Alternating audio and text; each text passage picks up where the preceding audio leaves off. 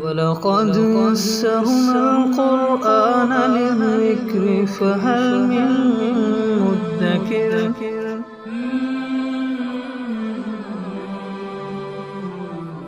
سورہ آل عمران آیت نمبر 21۔ اعوذ باللہ من الشیطان الرجیم، بسم اللہ الرحمن الرحیم۔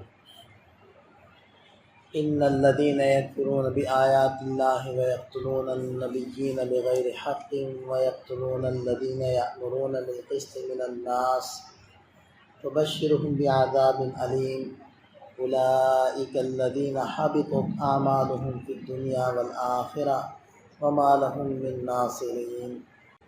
سورت کے شروع سے جو خطاب تھا وہ تھا نصرانیوں سے، اور ان آیات میں خاص طور پر جو خطاب ہو رہا ہے وہ یہود سے ہو رہا ہے۔ تو ارشاد فرمایا کہ یقیناً وہ لوگ جو اللہ کی آیات کا انکار کرتے ہیں اور انبیاء کرام کو ناحق قتل کرتے ہیں، اور قتل کرتے ہیں ان لوگوں کو جو لوگوں میں سے انصاف کا حکم دیتے ہیں، یعنی عقیدہ اور عمل کے اندر اعتدال کا حکم دیتے ہیں، فبشرہم بعذاب علیم، آپ ان کو دردناک عذاب کی خوشخبری سنا دیجیے۔ یہ کیا معاملہ ہوا تھا؟ ایک مرتبہ بنی اسرائیل نے 43 انبیاء کرام کو قتل کیا ایک ہی وقت میں، اور ان حضرات کی تائید کے لیے، مدد کے لیے 170 افراد کھڑے ہوئے، تو اسی دن میں ان کو بھی قتل کر دیا۔ تو ان کے بارے میں یہ اللہ تعالی ارشاد فرما رہے ہیں کہ جو اللہ کی آیات کا انکار کرتے ہیں۔ اب یہود نے اللہ کی آیات انجیل کا بھی انکار کیا، یعنی حضرت عیسیٰ علیہ السلام پر جو کتاب نازل ہوئی اس کا بھی انکار کیا، اور قرآن کریم کا بھی انکار کیا۔ تو سبھی اللہ کی آیات تھیں، تو اللہ کی آیات کا انکار کرتے ہیں، اور انبیاء کرام کو ناحق قتل کرتے ہیں، اور ان لوگوں کو بھی قتل کرتے ہیں جو ان کو انصاف کا حکم دیتے ہیں، یعنی عقیدہ اور عمل کے اندر اعتدال کا حکم دیتے ہیں، ان کو بھی قتل کر دیتے ہیں۔ فبشرہم بعذاب علیم، آپ ان کو دردناک عذاب کی خوشخبری سنا دیجئے۔ اولئک الذین حبطت اعمالہم، یہی وہ لوگ ہیں جن کے اعمال دنیا اور آخرت میں ضائع ہو گئے، بیکار ہو گئے، جو عمل کیا بھی تھا وہ بھی کالعدم ہو گیا، کیونکہ کفر ہوا انکار کر کے، اور کفر کی وجہ سے کیے ہوئے اعمال بھی ختم ہو گئے۔ وما لہم من ناصرین، اور ان لوگوں کا کوئی بھی مددگار نہیں ہوگا۔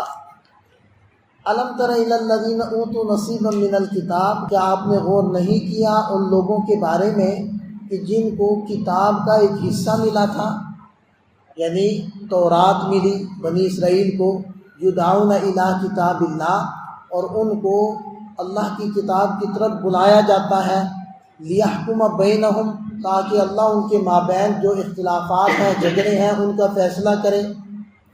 یعنی بنی اسرائیل کی صورتحال ایسی تھی کہ بقیہ انبیاء کرام کے اوپر، بقیہ رسولوں پر جو کتابیں نازل ہوئیں ان کو تو کیا مانتے، خود اپنے جو ان کے پاس کتاب بھیجی گئی تھی، اور حضرت موسیٰ علیہ السلام کو جو کتاب دی گئی تھی اس کو بھی ماننے کے لیے اور پوری کتاب کے اوپر عمل کرنے کے لیے تیار نہیں، اس کے اندر بھی راستے ڈھونڈتے تھے۔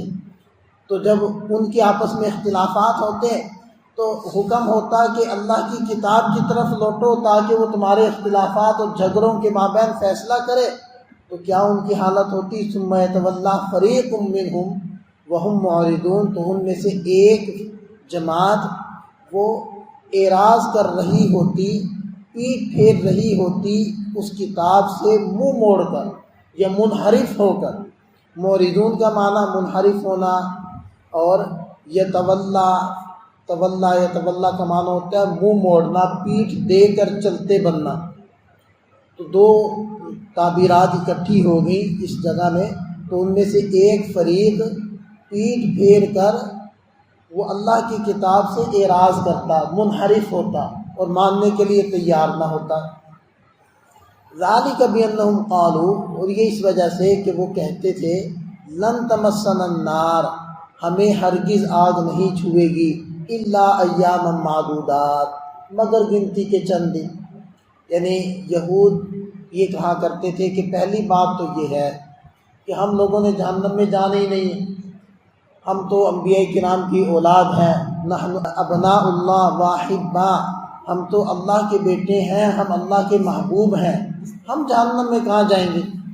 اور اگر بالفرض و تقدیر جانا بھی پڑا تو چند گنتی کے دن ہم جائیں گے، اور اس کے بعد ہمیشہ کے لیے جنت ہمارا مقدر ہے، یہ جنت ہمارا مستقر ہوگا۔ تو یہ کیا تھا؟ یہ خود سے کچھ باتیں گھڑ لی، خوش فہمیوں میں مبتلا۔ تو ارشاد فرمائے وغرہم فی دینہم ما کانوا یفترون، ان کو ان کے دین کے معاملے میں ما کانوا یفترون، جو باتیں انہوں نے خود سے گھڑی تھی، ان باتوں نے ان کو غرہم، دھوکے میں ڈال دیا۔ کون سی وحی ان کے اوپر اتری؟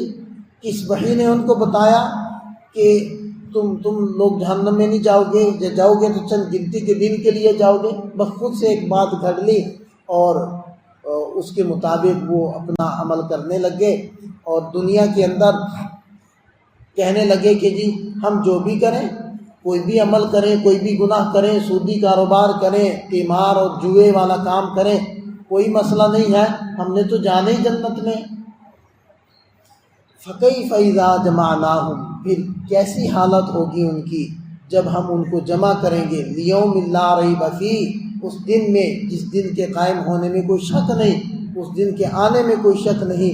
وَوَفِّيَتْ كُلُّ نَفْسٍ مَا كَسَبَتْ، اور ہر جی کو جو کچھ اس نے کمایا، جو کچھ اس نے دنیا میں رہ کر اعمال کیے، اس کا پورا پورا بدلہ دیا جائے گا۔ وفا یوفی، تو وفیت اس کا معنی ہوتا ہے پورا بدلہ ملنا۔ وہم لا یظلمون، ان پر کوئی ظلم اور زیادتی نہیں کی جائے گی، کیونکہ انہوں نے جو عمل کیا اس کا بدلہ ان کو ملے گا، اور ساری زندگی بد عملیوں سے بھری ہوئی ہے تو بد عملیوں کا بدلہ جو ہوتا ہے وہی ان کو بدلہ ملے گا، ان کے اوپر کسی قسم کی زیادتی نہیں ہوگی۔ جس نے اچھا کیا اچھا بدلہ، برا کیا برا بدلہ۔ اللہ تعالی ہمیں سمجھ عطا فرمائے، عمل کی توفیق عطا